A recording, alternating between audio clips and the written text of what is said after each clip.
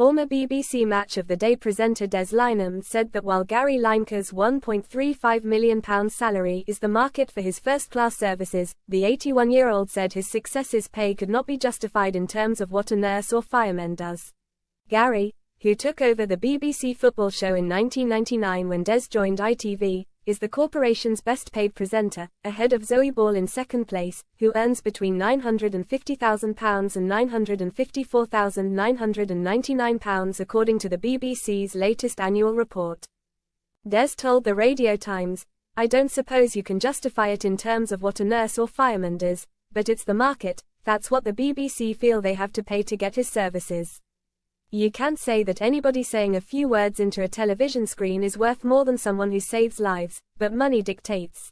H's a very lucky chap.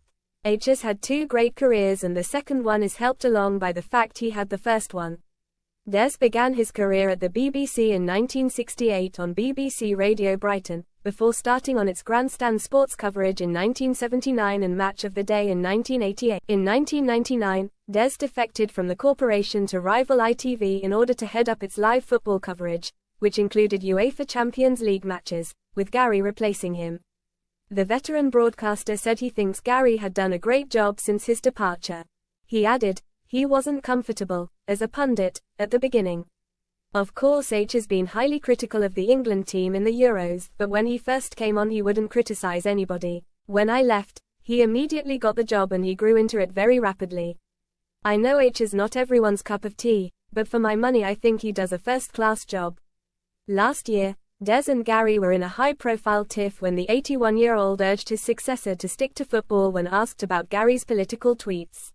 He told BBC Radio 4's Broadcasting House, "I think there are some areas that he should stay out of.